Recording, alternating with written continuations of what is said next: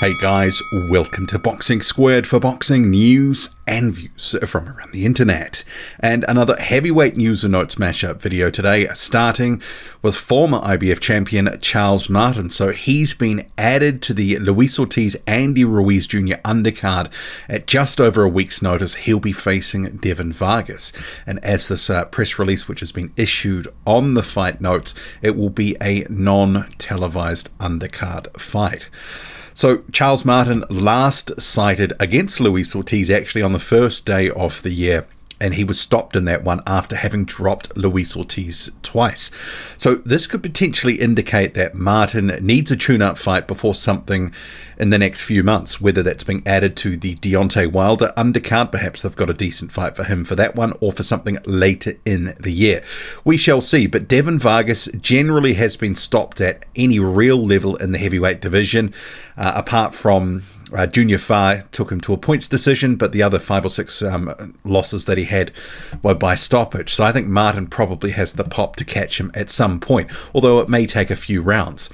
Moving on to Andy Ruiz Jr., who's obviously the main eventer on that card versus Luis Ortiz. He's had his media day workout, so we'll go to some of his comments and then to some of his trainers' comments. So for this fight, he's trained by Alfredo Osuna. We'll get to his comments too. Previously, for the Areola fight, he was with Eddie Reynoso, so short-lived link up there with Reynoso. But Ruiz Jr. saying, "I'm feeling good.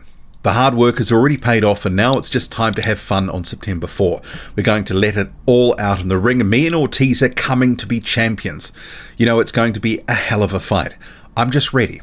I had a long training camp. I know what Ortiz is bringing to the ring, and I know what I'm capable of. I just have to stay focused and execute. When I try to go for the knockout, it usually doesn't go my way. I'm training for 12 rounds, and if the knockout comes, it comes. You best believe I'm in condition to go hard for all 12 rounds. I've been training hard because we want to climb back up the ladder of the heavyweight division. That's why we picked a tough guy like Luis Ortiz. He has a hard style, but I'm positive and confident that I'm going to win this fight on September 4. It's going to be a crazy atmosphere in that arena. All the Mexican fans will be there supporting, and may the best man win. I'm glad that Ortiz is predicting a knockout because I'm ready for anything. My only prediction is that I'm going to win. A matchup against Deontay Wilder would be an amazing fight. The heavyweight division is wide open, but I'm not overlooking Ortiz. If Wilder is next, he's next. It's an easy fight to make. I feel like I'm in a good state of mind right now. I'm doing everything that I'm supposed to do. I underestimated my last opponent, but I'm really focused on what Luis Ortiz brings. This is another chapter for me in my career. Ortiz's age doesn't matter, especially in the heavyweight division, because one punch is going to change the whole fight. I just have to be smart and explosive and turn it up when I need to turn it up. My team all have the same game plan. We want to be champions, and we're going to make history. The way that you do it is by preparing yourself right here in the gym. I want to take advantage of every single moment I have in boxing, especially for these big fights, because I want to succeed and make the most out of my career." Andy Ruiz Jr.'s statement. So he's been out of the ring for some considerable time, actually since the Areola fight, so it's been about a year. So he talks there about taking advantage of every single moment that he has in boxing, but sometimes those moments have been a little bit too few and far between. But he does look like he's in decent shape. I think the black clothing here with these shots on screen, which is from the media day, maybe a little bit deceptive. I think Ruiz Jr., he's always fought well at about 255, 260. I think probably he's going to come in somewhere there or thereabouts. I don't think it's going to be too much less than that if it is a little bit lower. But there were questions from that Areola fight about his durability. But his trainer, Alfredo Osuna, he says, "We know we're just days away from the fight, and that's a completely different feeling from where we started. We're ready to face off against Luis Ortiz and give every fan the fight that they want to see on September 4. Andy is in optimal shape. He couldn't be doing any better. The best part of this training camp is that he's been happy, disciplined, and dedicated as he's ever been.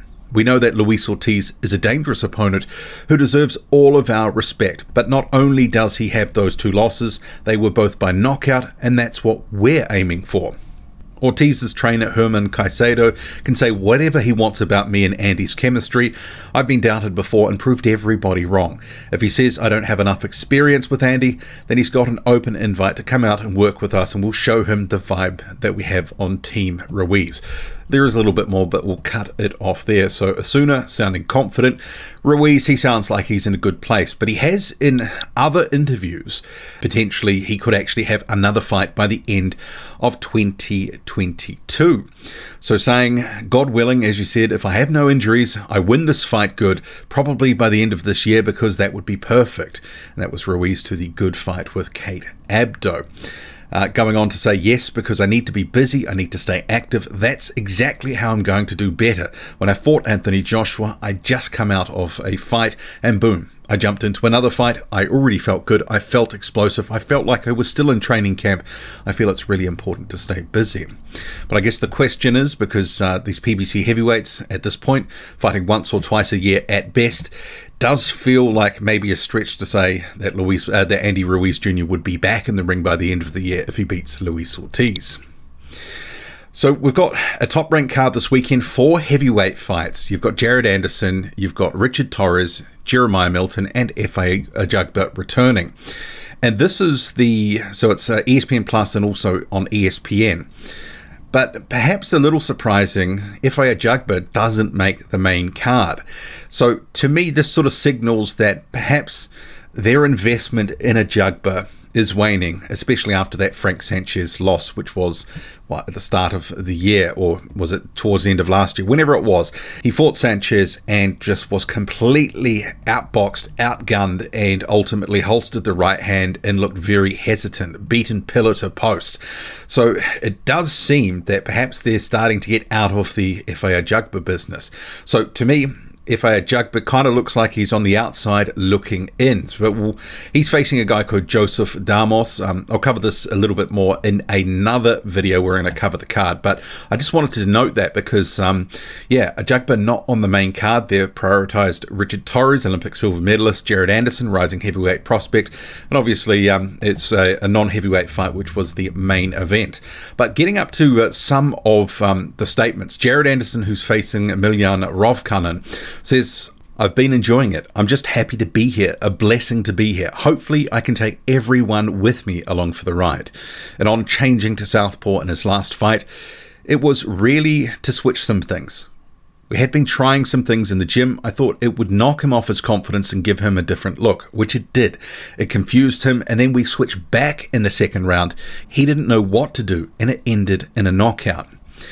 On Rovcanin potentially being his toughest foe to date, which I'm not convinced about, and I'll cover this in another video.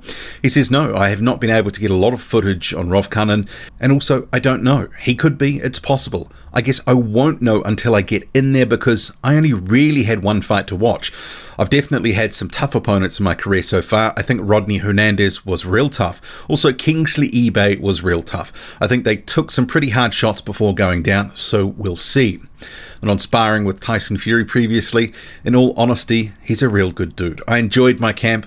I guess I'm over the learning experience now. It's time to become the teacher now, I guess. I'm happy he showed me everything he did, but he said he's finished with his career. Like I said, it's time to be the teacher now. Miljan Rovcanin says, I appreciate Top Rank and ESPN for this opportunity. My whole life I've been hoping for this chance to fight in the United States, and we're expecting a fair fight. We're going for the win. We're expecting to win. Never a great sign when the opponent says happy to be here, sort of those type vibes. Richard Torrez, the Olympic silver medalist, he's third or fourth fight into his career now. He says on his pro journey thus far, honestly, it's the people I meet. I've made brothers along the way, guys like Jared, guys like Tiger, all these guys have been along the way and have been able to share this journey with. On his father / trainer / manager, Richard Torrez Sr., my dad is a man of many hats. He wears the dad hat, he wears the coach hat, and he wears the boss hat. So it's really good to be able to have this entire journey with him. I'm a firm believer that you need to be an omnipotent figure in your corner, and to have my dad there, if he tells me to drop my hands and quack like a duck, I'm going to. To be able to have him in the corner and have full trust in my corner, I feel that's like a cheat code. Hopefully I get the rounds in, but at the end of the day, I hope that shows the amount of hard work I did in preparation. I've been grinding at the Olympic Training Centre and back home in Tulare. There's been a lot of work and hard work to go into those 1-round and 2-round fights. Jeremiah Milton, who's the 4th heavyweight fight on the card, he actually was meant to be on the Jake Paul card that was cancelled at the start of this month, so obviously he's parlayed his training camp into this opportunity, which is in his home area as well. He says it's always a beautiful thing to come home. A lot of professional boxers never get an opportunity to fight in their hometowns. I got my mama here, I got my people. It's a lot of love. I'm on a big stage, of course, and there are a lot of heavyweights on this card, so it's all action, baby. And I love it. Just turning pro has helped my game a lot. Moving off to Vegas, getting a lot of different opportunities, sparring with a lot of the top guys, being seasoned as a pro, actually living the pro lifestyle. I just keep climbing and growing. Jeremiah Milton there. So as I say, so this card is happening this weekend. You've got Pedraza Comey with Anderson Rovcanin, the co-main event, and then Richard Torrez and Marco Antonio Caneda as a supporting fight. Efe Ajagba facing Joseph Damos, and on the card as well, Jeremiah Milton versus Nick Jones. And just quickly, so Miljan Rovcanin posting a little bit of the face-to-face with Jared Anderson. Bob Arum, meanwhile, he believes that sometime next year of Jared Anderson that we're going to make moves to fight guys like Hrgovic, the Chinese contender, that class of guy. And he's referring to Zhang Zhilei when he says the Chinese contender. Maybe the siren in the background references that it's BS. I don't know, but not sure what that's about outside. So apologies for that interruption. But I think it is a case, and I'll go into this in my other video, that you've got a certain tier of fighter that Anderson has been matched with, and deliberately so. At some point, they will take a step up. So good to hear Arum say and signal that something is coming in the next year or so. Deontay Wilder has given his thoughts on Anthony Joshua losing to Alexander Usyk, saying, with Joshua, you can tell he wasn't himself. He wasn't his usual self, being motivated or feeling fully secured within himself. You can just tell easily. You had that feeling, it boils down to that. We all know that Joshua has stamina problems and different things like that. We all feel he's too big for certain things that he do, like oxygen in his muscles and stuff like that. Like I've always said, they've given him everything. When you give a man everything and then it's time to really bite down on the wire, how far can you go? Make of that what you will from Deontay Wilder there. Eddie Hearn has taken an opportunity to take a dump on the undisputed fight that could potentially be made by Tyson Fury and Alexander Usyk, telling the DAZN boxing show it's actually not a very good fight to watch. I think they're going to negate each other with a lot of movement. Fury doesn't want to fight Usyk, but he may have to because the money might be so big. I'd favour Usyk. Well, of course he would. Eddie Hearn getting in a couple of jabs there.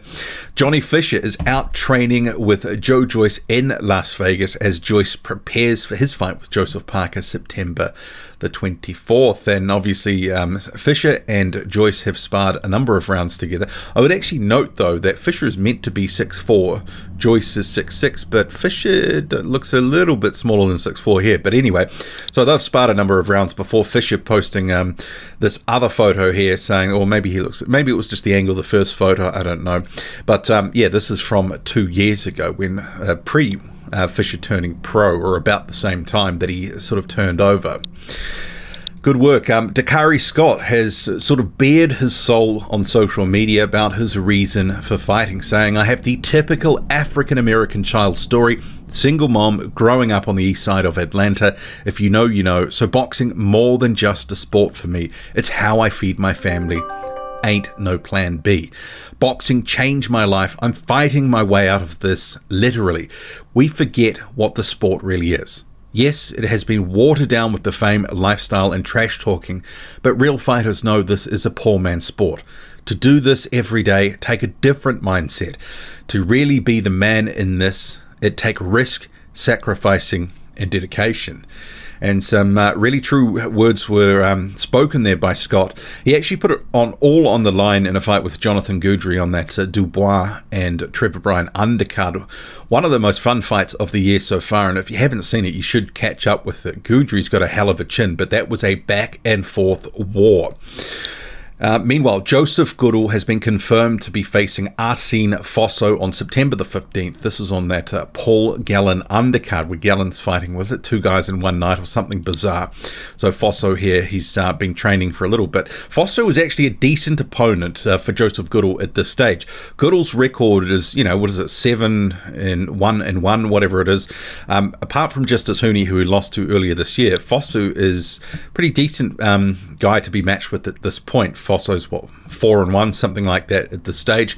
And DeAndre Savage has reflected on his recent experience of not only being in the Andy Ruiz Jr. training camp as a primary sparring partner, but also just his ride in boxing in recent months in the past year or so, and what's to come. I'll play a little clip that he's posted. I'm leaving San Diego, on my way to the Bay. You know, I just want to say, you know, I had a great camp with Andy Ruiz. You know what I'm saying? They showed me a good time out there. They had great hospitality, you know what I'm saying? And we put that work in the gym, man. So, I'm headed out here to the Bay right now, you know what I'm saying? Be in a rap video with my man Gonzo. And shit, hit the gym, you know what I'm saying? Keep getting my running in. And then when you're in London, I'll be in London September the 7th. And I'm going to the Clarissa Shields fight September the 10th.